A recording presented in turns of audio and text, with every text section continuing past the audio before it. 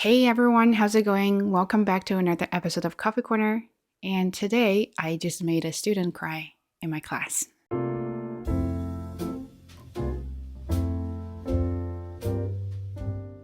So here's the thing. We're supposed to do one-on-one conferencing with the students to talk about their progress, what they've done, and how they can improve in the future. So something like that. My first student today, I made her cry. She's she's I think almost close to 70 years old. She's a super lovely lady. So we were talking about how she felt about the class and the future, and she kind of wanted to go back to a lower level. And then I had my really personal conversation with her, and then she started weeping. So yeah, I I almost had a few tears there as well. So here is something I really want to share with you when I was talking to her. I kind of got inspired to everything I said to her. I feel like I should say that to myself every time when I feel I'm a loser. If you had a similar feeling, definitely stay with me and see if you can share your own experience as well. So here's the thing. She started with something like, I really love your class. I love you. You're a really awesome teacher. But I feel like the whole class was so difficult for me and I want to go back to a lower level. But based on what my experience and based on what I've observed about her performance in class and all her homework and assessments she's done, she is not bad. And this is a perfect level for her. And I don't think she needed to go back. She needs to go back to a lower level. But she didn't believe that. She kept saying that my English is really bad. I need a longer time to react to your questions and answers. I need a longer time to read. I need a longer time to write. I said, that's fine. That's everybody's doing, right? So everyone needs a little bit longer time. As long as you let me know, I will give you a longer time to work on that. So she said, no, no, no. I feel like I'm dragging and I feel like I'm bothering other classmates. And I know you have so many students and I don't want you to always answer my questions. So I think it's better for me to go back to a lower level. And here is something I said to her. And she cried. So I said, I understand you. And I think we have same personality, which is we want to be perfect. So that's called perfectionism. And she said, oh, okay. So the thing is, especially when it comes to learning another language, we always feel intimidated. We want to be perfect before we start to speak. And we want to be like, I know how to use correct grammar, correct vocabulary, and a correct expression, even correct sentence structure. And you want to get everything done in your brain before you get it out. And then when you are ready for that, it's already too late. And then you feel upset about it because you didn't make it or you didn't do it. And then that's when you start doubting yourself that, oh, I don't have the ability to do it. So I better not do it. And that's when you kind of discourage yourself at that moment. Let me know if you have similar experience. Before I got to this point that I could speak English freely, I had a similar experience. I remember my first week of ESL learning. I was really struggling there because every time when the teacher asked questions, I was doing all the work in my brain. I was translating, I was trying to figure out the grammar, I was trying to understand the question. There was a lot of processing going on. As soon as I got my answer ready and I wanted to put up my hand and started to answer question, it was already like a few questions ago. So it was too late. And then I felt like I always was not participating in class. And then I felt like I was such a loser in class and I didn't want to learn more because you know what? I'm already really bad at it. So why am I still doing it? And that was my thought. So I shared that experience with her and she thought, oh, I never thought you had that moment. I said, well, you know what? That always happens to me. And it still happens to me now. I make mistakes in at work. And I told her that I said, to be quite honest, I'm relatively new to this system and I'm relatively new to this whole class. I'm afraid of making mistakes. I'm so afraid of making mistakes. And every time when I made a mistake, I will hate myself so much to the point I feel like I'm not qualified for this job. And then so she said, "Oh, really?" And then she started to comfort me. And she said, "No, no, no, you're the most wonderful teacher I've ever had. And why are you saying that to yourself? You're the best." And I said, "See, I said the same thing to you as well. And you don't believe me. Now, how do you feel about that?" And then she started laughing because, to be quite honest, when I made mistakes at work here, I felt terrible because I felt like people were going to judge me and people were going to think, "Oh, she definitely doesn't deserve this position. And how is she going to continue?" or something like that. And then I really, really hated that feeling because I feel like I'm not able to handle my job correctly. And then I talked to a few of my colleagues. They were like laughing out loud. They were like, what are you talking about? Are you serious about it? It's like nothing. Everybody makes mistakes." And I'm like, "Well, but yeah, it seems so serious. It seems so major." And I was worried. And then they cut me off. They were like, "No, yeah, you're silly. Why are you thinking about that?" So I also told that story to my student too. I said, "That's how I feel about you. I know you need a little bit more time to work on stuff, but it doesn't mean you are not good. It's a normal process. The problem with language learning is once you feel like you're slower than other people, and then you're going to be very discouraged.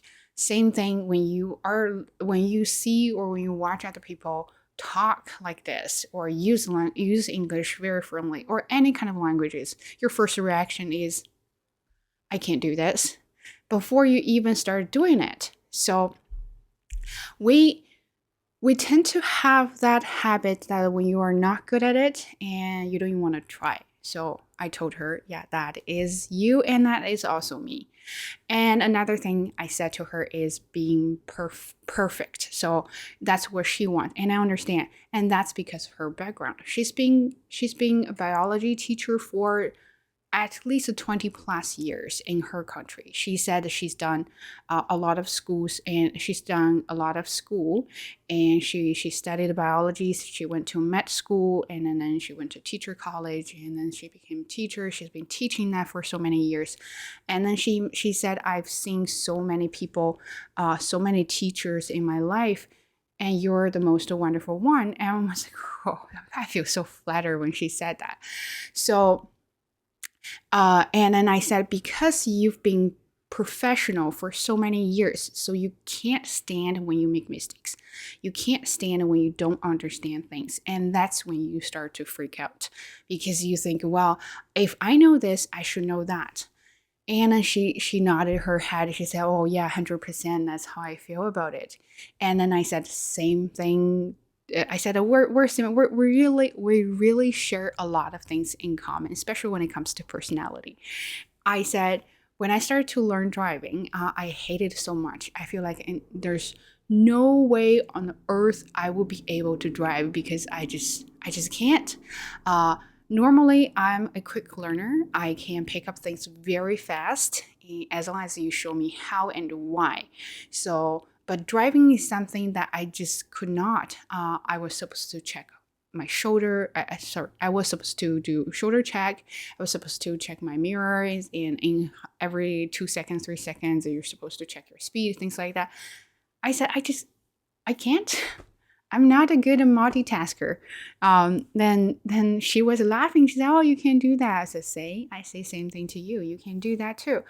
But because I can't do that perfectly, so I've been telling myself that I can't do it. That is another problem because you can do anything. Seriously, you can do anything. You say, "I'm not good at drawing." Sure. Can you draw a circle? Even if it's not very round. Can you draw a square? Can you draw an eye? And even if it's really ugly, you can't. You just can't really draw it perfectly, right? So that is our problem. Can you speak English? I always tell my students when people ask you how many languages do you speak, you have to say that you speak English. And then they always say, "Oh yeah, but my English is really bad." So, well, you are speaking English with me, right? So it means you do speak English. So that does count as a language, right? And then they were all, of course, laughing because they thought that was funny. I said, no, no, no, it's not funny. You speak English. You just not you may not speak very fluently, but it doesn't mean that you don't speak the language. Think about that way when you start to practice your language, practice your English. Just open your mouth and start to speak. Even if it's just a few words, even if you can't really put all the words in a sentence with the correct grammar structure, even you have really bad or awkward words there or structure there or meaning there, you are doing it. You're one step closer to speaking English fluently, right? So if you never do it, you're never going to reach your goal. So I said, yeah, you can do it, but at this point, you're just not perfect. But that doesn't mean you don't have the ability to do so. So same thing to me, same thing to you guys too. If you start to do something, don't think about how you can master it. Just think about how you can start to do it and then work around that to improve yourself. Here is something I just saw and I thought that was really interesting. I saw the answer on Quora, and then she said, why I always feel I'm doing things wrong. So that's a very constant feeling about yourself, right? You always doubt yourself. So there is a concept called a negative reinforcement. So that is something you build up since you were a child. So it's more like a childhood thing, especially when it comes to your parents or your classmates or friends. So here is how it works to affect you being not confident. If you remember, every time when you do something, your parents will correct you. Every time when you do something, your teachers will correct you. And even your friends will say, don't do that. If you ever have that kind of experience, please put your hand up. I definitely, I can't say, but I'm a victim of that a lot. My mom is a perfectionist and she loves me to do everything perfectly. So she know I'm a good student or good daughter. So every time when I do things wrong, and then she will, first question she would ask is, why are you doing that wrong? And then I will start doubting myself. Yeah, why am I doing that wrong? And then I feel like I'm such a bad student, such a bad daughter. I can't even do it. And then, it's been building up for so many years. I am still doing that kind of things. Every time when I start to do something, my first reaction is, am I going to master it? If I'm not going to master it, and then I feel I'm such a loser. And that's why I hate failures. And that's why I always stress myself out at work, because when I first pick up a mission or a task there and I make mistakes, and then first person I blame is myself, because I feel like, oh, I didn't do that correctly. Middle school, high school, university, they're trying to correct you. That's the problem. They're trying to correct you. Not saying that correcting you is a wrong thing, but I think you are being constantly corrected to the point you feel like you're so scared to start to do something new, to challenge yourself, because you're worried you're going to do something wrong and you're not doing this according to the guidelines, or you're not doing this according to the right answers, and then you're off the track, and then you're wrong, you're a loser, and then you failed to do this kind of things. And I said this to her as well. I said, well, you know what? In this class, especially when it comes to learning language, I don't normally correct everybody in class because I don't want them to feel discouraged. I only correct them when it's needed. A lot of things are not necessary. If you're learning survival language and all you need to do is to be able to communicate your ideas clearly, and other than that, there might be a little bit accents there or something else that doesn't really matter too much, then I will let go of it.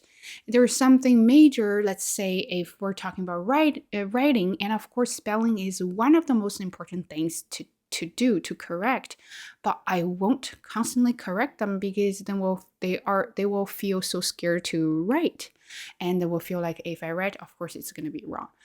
Same thing with the speaking. I always encourage them to speak. If you are shy like me and you can't do that, you can't just go out and talk to a stranger. Totally fine. I said to her too, like, this is my way to do it. And I even asked her, do you think I'm an introverted person? And she was laughing, saying, no, I don't think so. And I said, yeah, but I'm extremely introverted. So the way I do to practice my English is to record myself or read articles out loud or use some apps to improve my pronunciation and watch a lot of YouTube videos and try to copy their styles. Or I even talk to myself in front of a mirror before I go to bed. There are a lot of things you can practice your speaking before you talk to someone. So yeah, if you're scared of making mistakes and embarrass yourself, when there are other people around you, then that's something you can do to practice your speaking. But eventually you have to do it. You have to talk to someone, because if you don't talk to someone, and you will never learn how to talk to someone. If you don't make mistakes there, and you will never know how what is the proper way to chat with a friend and what is the proper way to chat with your colleague. So that is the thing. You need to learn from mistakes. And I always said this to them, that mistakes are good things to have as long as you don't repeatedly make same mistakes. So you make mistakes, you learn from it. So negative reinforcement, of course, I wanted to blame my parents, and I did that a while ago. But then I realized that, you know what, it is a past tense. I can't go back and correct them and start from there. If it's a past, it's a past. Then you should look forward and you should work on something you can improve right now. And that's what we call positive reinforcement. And then you can do that. So what is positive reinforcement? Don't think about potential mistakes you are going to make. You haven't making mistakes yet, so then don't think about it. What you need to think about is to start to do it. And then you're going to, of course, make some mistakes. But work around it.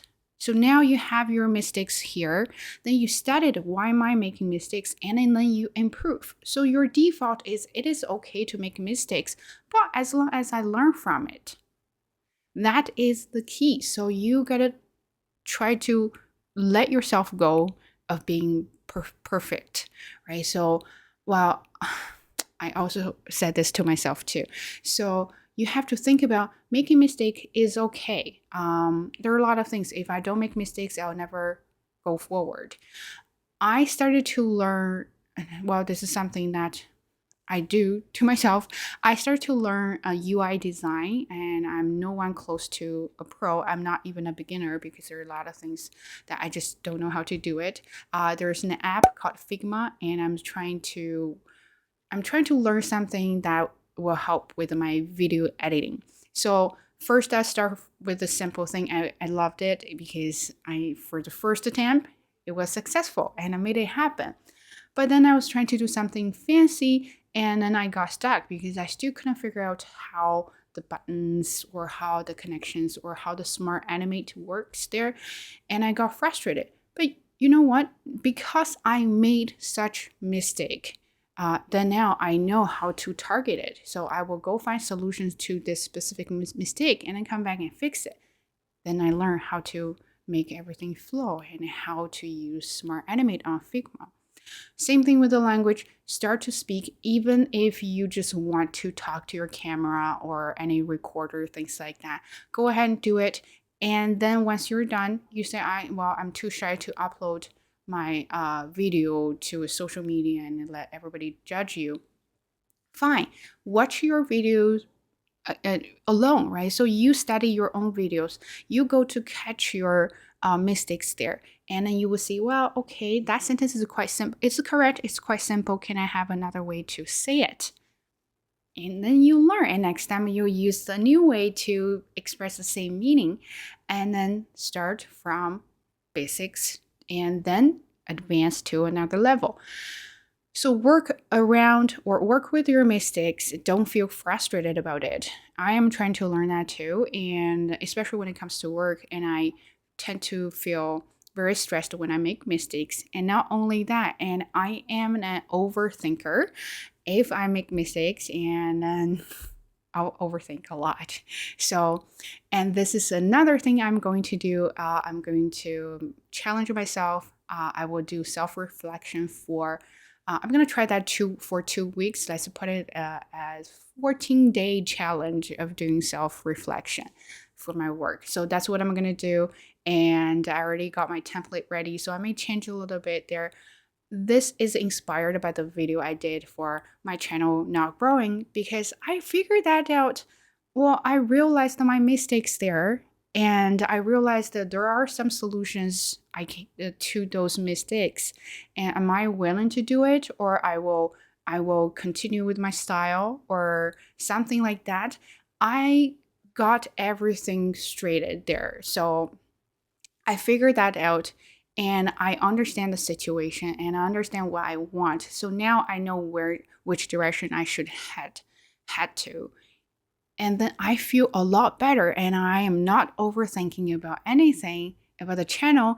And especially when I got so many lovely, sweet, and warm comments from you guys, and I feel so happy that I made that video, and I feel so happy I realized that there are still a lot of people like my style. So I am not doing something wrong, and I'm just doing something that I like and being myself, right? So, and that inspired me to do self-reflection about my work. So from now on, if there's something I did is not quite right there, and I will write it down, and I will figure out if there's a solution to it, and what should have been done in a better way, and what result would that be? Or if I did something wrong, is there any makeup plan for that? And then I will record the results. If will I get a good results, or it didn't turn well at the end? So I will record that part and see how that goes. Yeah, that's another idea for me to do. So anyway,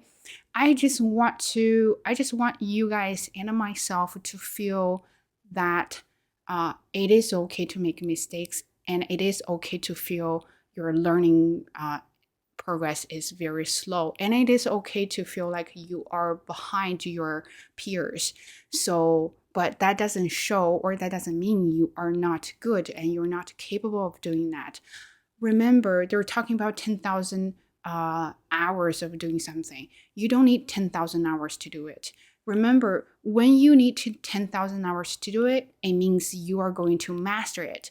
But a first step is to start, not to master it. Don't think about how many hours you have to put in to get to the results.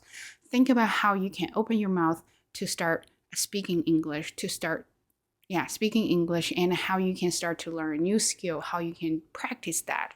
Think about that. Once you're familiar with the steps, once you're familiar with the knowledge you just acquired, then you can think about how many hours you should put in there, or how much effort you should put into there to master that skill.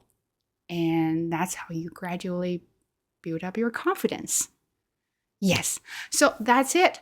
By the way, just want to clarify that I did make my student cry, but it's a good cry. It's a good cry. And then also I cried too. And also it's a good cry because she said throughout her whole career, I am the best teacher she's ever had.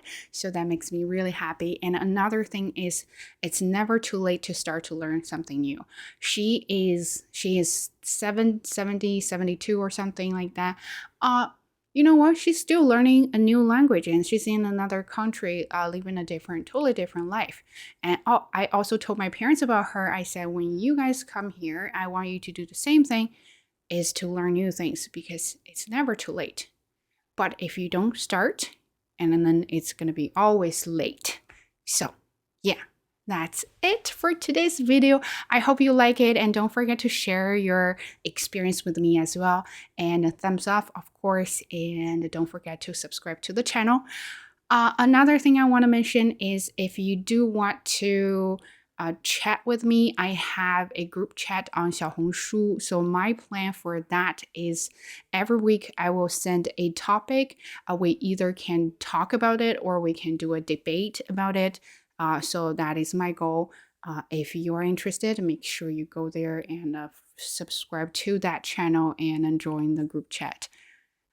Anyway, that's it. Yeah, stay warm, stay safe, and Happy New Year. Bye.